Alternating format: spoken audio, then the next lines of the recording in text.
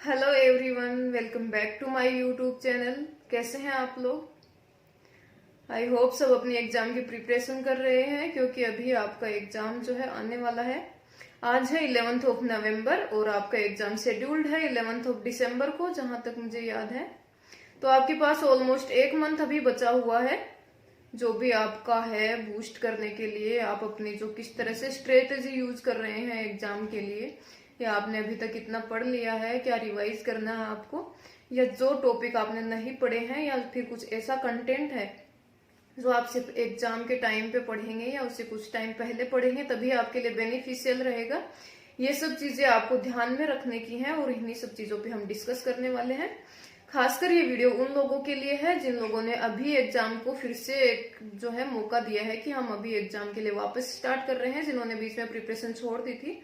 क्योंकि आपका एग्जाम जो है काफी देर से शेड्यूल हुआ है, काफी दिनों से आप वेट कर रहे थे। ऑलमोस्ट 1 साल हो गया है कि आपके एग्जाम की डेट नहीं आ रही थी। तो काफी लोग तो निराश हो चुके थे और एग्जाम की प्रिपरेशन भी मुझे लगता है काफी लोगों ने छोड़ दी थी यहाँ पे, क्योंकि और भी बहुत सारे एग्जाम्स राजस्थान में हो रहे थे। तो ऐसा है अगर आपके साथ, तो आपको फिर से स्टार्ट करना है उसी चीज को जहां पे आपने छोड़ दिया था। क्योंकि काफी लोग बहुत निराश थे, मतलब मुझे भी इतने मैसेजेस किए हैं लोगों ने कि मैम क्या एग्जाम होगा ही नहीं, क्या कब होगा एग्जाम, इतने सारे मैसेजेस किए थे कि क्यों नहीं हो रहा है। क्योंकि लोग क्या करते हैं, आप लोग जो है यूट्यूब पे आपने बहुत सारे वीडियो जैसे देखे थे जिनके अंदर था बहुत डीमोटिवेटिंग वीडियोस थे, जिनके अंदर लोग इस तरह के कंटेंट लेकर आते हैं और आपका ध्यान जो है बिल्कुल उसी वीडियो की तरफ जाता है। जो भी पढ़ाई से रिलेटेड वीडियो है उसको आप बिल्कुल भी इतना इम्पोर्टेंस नहीं देते जितना उसको देते हैं जिसमें लिखा रहता है कि बच्चों के भविष्य के साथ हो गया खिलवाड़, बच्चों की जिंदगियां हो गई बर्बाद, जो भी इलेक्ट्रिसिटी बोर्ड ने दिया बच्चों को धोखा, और एक बड़ा सा इमोजी लगा देंगे उसके ऊपर टपकता हुआ आंसू। आपका ध्यान इतनी जल्दी अट्रैक्ट होता है उसकी तरफ और आप फटाफट भागे हुए चले जाते हैं उसको देखने के लिए, अरे भाई ये क्या हो गया।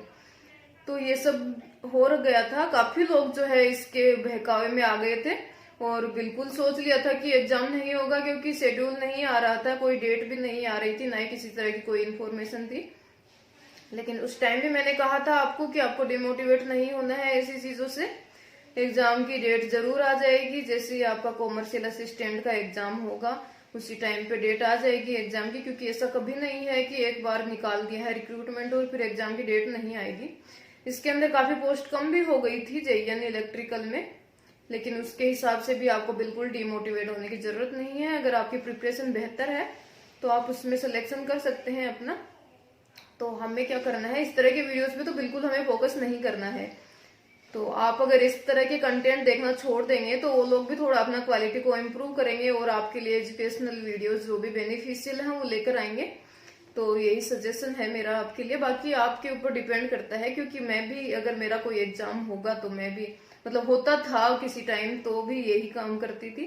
क्योंकि हमारा एक मेंटेलिटी होती है, एक साइकोलॉजी होती है कि हम बिल्कुल थोड़ा स्ट्रेस में रहते हैं और उसी तरफ अट्रैक्ट हो जाते हैं। तो अभी तो आपका एग्जाम डेट आ ही गया है तो आपको ये सब तो करना ही नहीं है। इसके बाद हम डिस्कस करेंगे कि आपका एक मंथ बचा है तो अभी आपको क्या करना है। जिन लोगों ने अभी फिर से स्टार्ट किया है अपना प्रिपरेशन, तो वो तो अपना बेसिक जो है उसको फिर से दोहराइए, एक बार रिवीजन कीजिए अपना जहां आपने छोड़ा था। क्योंकि एक बार जो है बीच में थोड़ा गैप आ जाता है तो उसके बाद पिकअप करना थोड़ा मुश्किल होता है उसके लिए। तो आपने जो भी पढ़ा था, जो भी बेसिक चीजें थी, जो भी आपके थ्योरेटिकल पार्ट्स थे या जो भी आपके नोट्स थे वो रिवाइज कीजिए फिर से। एमसीक्यू सीरीज जो मैंने दी है आपके लिए बनाई है उसको प्रैक्टिस कीजिए। एमसीक्यू सीरीज आपके लिए इस तरह से नहीं है कि आप कुछ भी नहीं पढ़ रहे हैं डायरेक्ट एमसीक्यू सीरीज कर लेते हैं, ऐसा नहीं होता। आपको जो है बेसिक चीजें अपनी पढ़नी है, नोट्स पढ़ने हैं, उसके बाद आपको प्रैक्टिस करनी है कि एमसीक्यू सीरीज में आपको क्वेश्चंस आ रहे हैं या नहीं आ रहे। क्योंकि मैंने काफी इंपॉर्टेंट और जो भी अबोव लेवल की एमसीक्यू सीरीज आपके लिए लगाई है, इसके अंदर जितने भी क्वेश्चंस थे वो जो भी बेसिक हैं उससे ऊपर ही हैं, उससे ज्यादा हाई लेवल के क्वेश्चन इस एग्जाम में नहीं पूछे जाते। चाहे जेईएन का एग्जाम हो या एईएन का, किसी भी स्टेट इलेक्ट्रिसिटी डिपार्टमेंट का एग्जाम है उसके अंदर इसी लेवल के या इससे बिलो लेवल के ही क्वेश्चंस पूछे जाते हैं। तो मैंने जो भी अच्छे अच्छे क्वेश्चंस थे, जो भी इंपॉर्टेंट बनते हैं, वो सारे क्वेश्चन एमसीक्यू सीरीज में कराए हैं आपको। तो उसकी आपको प्रैक्टिस करनी है, कोई आपको रटना नहीं है उसके अंदर। कुछ थ्योरेटिकल क्वेश्चन है तो वो आप ध्यान रख सकते हैं, बाकी जो भी फॉर्मूला बेस्ड है या जो भी उसके अंदर जो बेस है उसको याद करना है, उसके बाद ही आप क्वेश्चन ध्यान में रख पाएंगे। और किसी भी तरह का घुमा फिरा कर क्वेश्चन आता है तो उसको भी इसी तरह से कर पाएंगे, क्योंकि आपको उसकी बेसिक चीजें पता होती हैं। इसके अलावा अगर आप बात करें जीके वगैरह की, तो जीके जो है आपको पहले से पढ़ना तो है नहीं, क्योंकि आप कितने भी बार जीके पढ़ लीजिए वो पहले पढ़ा हुआ जीके कभी याद नहीं रहता। और ये एग्जाम ऐसा नहीं है, आपने पहले भी एएन के एग्जाम में देखा होगा कि किस तरह का जीके आता है। इस एग्जाम में वो जीके आता है जो बाकी किसी एग्जाम में नहीं आता है। तो इस तरह से आपको जो है बिल्कुल जो बेसिक जीके हमेशा हम रेगुलर पढ़ते रहते हैं, जो भी कंटेंट अवेलेबल होता है यूट्यूब पे, उसमें से बहुत कम क्वेश्चन पूछे जाते हैं इस एग्जाम के अंदर। क्योंकि आपने पहले देख लिया है कि पहले भी कितना एएन के एग्जाम में किस तरह के क्वेश्चन पूछे गए थे जीके से, तो उससे तो आपने सबक लिया होगा थोड़ा बहुत। इसके अलावा मैं बताती हूँ आपको कि आपको फोकस करना है राजस्थान जीके पे, क्योंकि इंडियन जीके है या फिर इंटरनेशनल जीके की बात करें हम, तो वो उसके वेटेज जो है बहुत कम है। ज्यादा वेटेज आई थिंक 48 मार्क्स का जीके जो है राजस्थान का जीके आएगा, राजस्थान करंट अफेयर्स और स्टेटिक जीके। आपको राजस्थान की हिस्ट्री में नहीं जानना है, कोई मेवाड़ मारवाड़ के महाराजा, ये कुंभा राणा, ये सब नहीं पढ़ने हैं, क्योंकि इससे क्वेश्चन नहीं आता। क्वेश्चन आता है स्टेटिक जीके से कि ये नदी नाले कहाँ है, नदियों के बारे में क्वेश्चन आएगा, कौन सा किला स्थित है, कहाँ पर स्थित है, इस तरह के। और ये जो भी स्टेटिक है, जैसे कोई मेला लगता है इस तरह का, कौन सा मेला लगता है, कौन से, जैसे कोई पूर्णिमा को, अमावस्या को, चैत्र फलाना ढिमका, ये सब के क्वेश्चन पूछे जाते हैं एग्जाम में। इसके अलावा कोई भी प्लेस है कौन सी जगह पे है, इस तरह का ये पूछे जाते हैं। स्टेटिक जो भी जीके होता है राजस्थान का, वो सारे क्वेश्चन आपसे पूछे जाएंगे स्टेटिक जीके में। इसके अलावा करंट अफेयर्स के अंदर भी पूछे जाएंगे क्वेश्चंस, वो सब आपको पढ़ना है। जो भी डेली करंट अफेयर्स है वो तो आप पढ़ते ही हैं हमारे हमेशा, जैसे सूजस है, या इसके अलावा भी मूवल करते हैं आप, जो भी इस तरह के। इसके अलावा आपको पढ़नी है राजस्थान की योजनाएं, जो भी योजनाएं आई हैं राजस्थान के मुख्यमंत्री के द्वारा निकाली हुई योजनाएं किस तरह से, जैसे जनधन योजना है, ये योजना है, उजाला योजना, उज्ज्वला योजना, जो भी इस तरह की योजनाएं होती हैं, तो उनमें से क्वेश्चन आते हैं एग्जाम में, बहुत बार आते हैं, हर बार आते हैं, तो इस बार भी आएंगे। ये उसी जो भी योजना है उसके थ्रू ये चीज सबसे पहले कहाँ पर हुई है, जैसे कोई भी है, जैसे राजस्थान के अंदर बहुत सारी योजनाएं आती हैं इस तरह की, सोलर की योजनाएं हैं, तो उसमें पूछ लिया जाएगा ये सबसे पहले ये किसने प्लांट लगाया है, या इस तरह के। तो ये काफी योजनाएं हैं राजस्थान की। राजस्थान के बजट में जो भी योजनाएं आई थी, तो वो सारी, जैसे 2019 से भी क्वेश्चन आए थे एएन के एग्जाम में, जहां तक मुझे याद है। तो इस तरह से आपको जो है 2020 और 2021 का जीके तो पढ़ना ही है, क्योंकि 2020 में आपका नोटिफिकेशन जारी हो चुका था, और आपका जो है एग्जाम होगा उससे 7 या 10 दिन पहले तक का जीके एग्जाम में पूछा जाता है। क्योंकि पेपर ऐसा नहीं है 1 महीने पहले ही बन गया हो, और उस टाइम पे पेपर नहीं बना था जब आपका एग्जाम का रिक्रूटमेंट आया था, तो एग्जाम का पेपर जो है आपका अभी बनेगा। तो इस हिसाब से आपको याद रखना है कि जीके आपको कहाँ तक का पढ़ना है, क्योंकि काफी इंपॉर्टेंट है ये जीके का पार्ट। टेक्निकल पार्ट जो है ऑलमोस्ट सभी लोग कर लेते हैं, जिसके अंदर से 4-5 क्वेश्चन इस तरह के होंगे जो किसी को भी नहीं आते, या उसमें से 2-3 क्वेश्चन तो ऐसे जरूर होंगे जो हर इंसान छोड़ देता है। तो आपको सबसे ज्यादा फोकस जो करना है वो नॉन टेक्निकल पार्ट पे ही करना है। तो नॉन टेक्निकल पार्ट में मोस्टली जो आपका वेटेज ले जाता है वो तो जीके है, तो जीके में आप राजस्थान जीके पे फोकस करें, स्टेटिक और करंट अफेयर्स के ऊपर। इसके अंदर मैंने आपको फोर्ट्स वगैरह है, लोक नृत्य, डांस, ये सब, और देवी देवताओं के बारे में वीडियो मैंने बनाकर डाले हुए हैं आपके।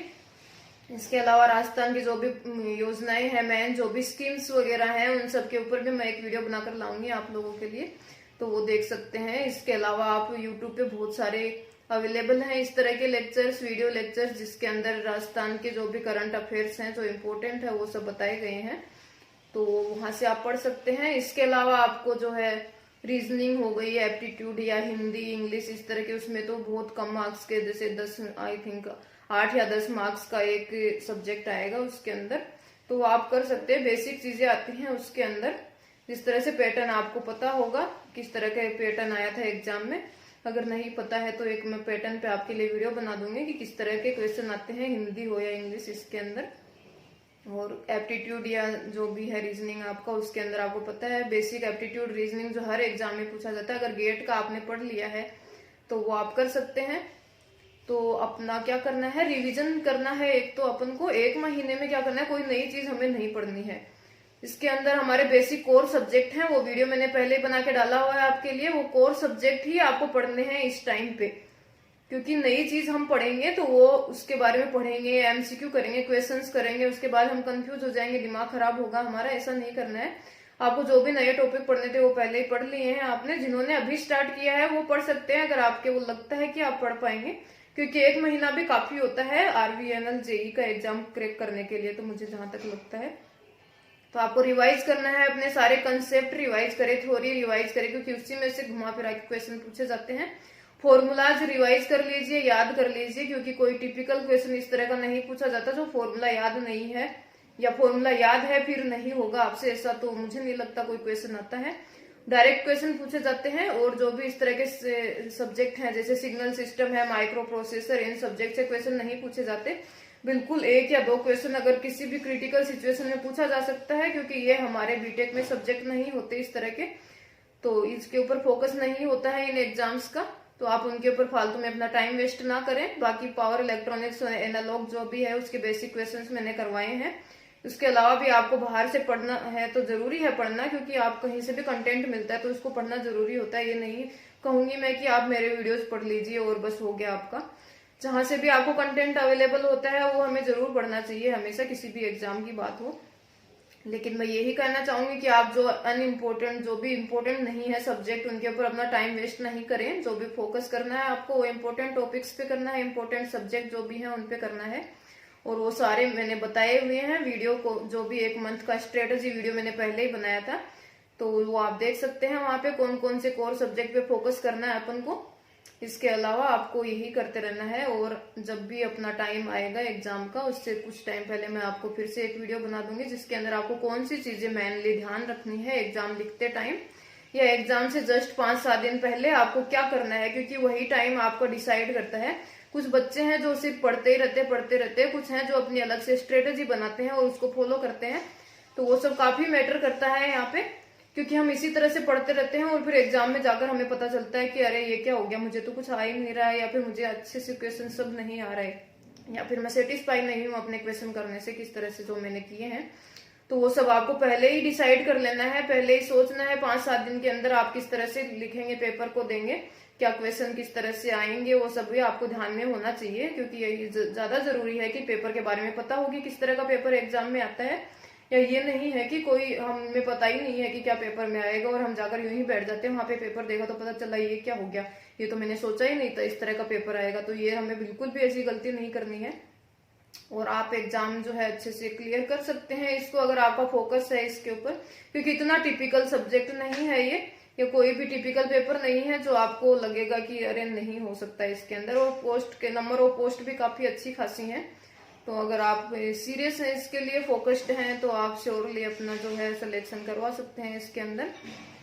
और आप जो भी है वीडियोस देखते रहिए, मैंने जो भी वीडियो बनाए हैं वो भी काफी इम्पोर्टेंट है। जहां तक मैं कहूंगी आपको, टेस्ट सीरीज है, काफी बच्चे पूछते हैं कि टेस्ट सीरीज में हमें क्या करना है, कौन सी टेस्ट सीरीज फॉलो करें, या देनी है या नहीं देनी है।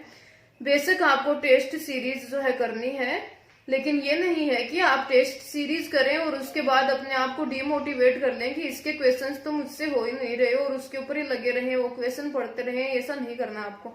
टेस्ट सीरीज बेसिकली किसके लिए होती है, ताकि आप अपने टाइम को मैनेज कर पाए, आपको पता चल पाए कि आप टाइम मैनेज कर पा रहे हैं या नहीं, या उसके अंदर जो भी बेसिक चीजें हैं वो आपको पता है या नहीं।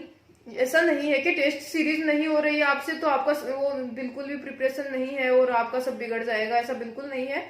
क्योंकि टेस्ट सीरीज में जो क्वेश्चन आते हैं वो तो हार्डली एग्जाम में पूछे जाते हैं उस तरह के। तो आपको टेस्ट सीरीज देखनी है, करनी है। इस तरह के टेस्ट जो भी काफी मिलते हैं, जैसे टेक्स्ट बुक है उसके टेस्ट सीरीज है, तो ये सब इम्पोर्टेंट सिर्फ इसीलिए है कि टाइम कैसे मैनेज कर पाए आप, या पेपर आपका टाइम पे हो रहा है, या कौन सा सेक्शन कैसे मैनेज करना है, या फिर आपको एक पैटर्न पता चल जाए उसके हिसाब से, वो ज्यादा इम्पोर्टेंट है।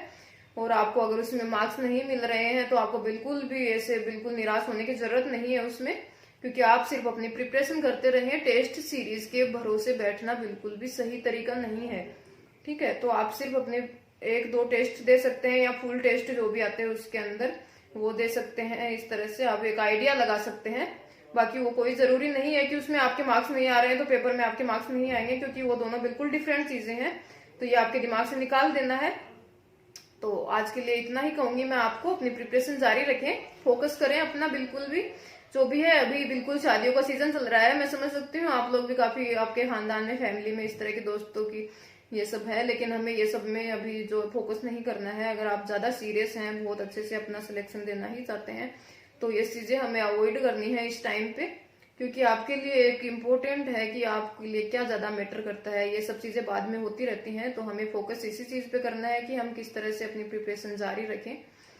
तो करते रहिए अपनी प्रिपरेशन। इसके अलावा कोई भी सजेशन हो आपका, किसी भी टॉपिक में कोई प्रॉब्लम हो, कुछ भी आप पढ़ना चाहते हैं मुझसे, तो आप मुझे बता सकते हैं, सजेशन दे सकते हैं कमेंट सेक्शन में। मैं आपके लिए काफी टाइम निकाल कर, अपने ड्यूटी शेड्यूल में से, काफी बिजी शेड्यूल रहता है काफी टाइम मेरा, फिर भी मैं आपके लिए वीडियोस बनाने की कोशिश करती हूँ कि डेली एक टॉपिक पे वीडियो बनाकर लाऊं। तो आप भी जो है, अगर यूजफुल लगे वीडियो तो लाइक जरूर कीजिए उनको, और चैनल को सब्सक्राइब कर लीजिए अगर अभी तक नहीं किया है। And all the very best for your exam, and preparation करते रहें इसी तरह से। आई होप आप लोगों में से बहुत लोग, मुझे उम्मीद है कि काफी लोग मुझे देखने को मिलेंगे RVUNL एग्जाम को पास करने के बाद यहाँ पर। तो मैं चाहती हूँ कि आप जो भी मुझसे पढ़ते हैं उसके अंदर से काफी लोगों का सिलेक्शन हो, तो मुझे निराश नहीं करें इसके मामले में, क्योंकि काफी मेहनत कर रही हूँ मैं भी आप लोगों के लिए। मुझे इसमें कुछ नहीं मिल रहा है, लेकिन फिर भी मैं आप कोशिश करती हूँ कि आप लोगों के कंसेप्ट क्लियर हो यहाँ पे। तो thank you so much and have a nice day.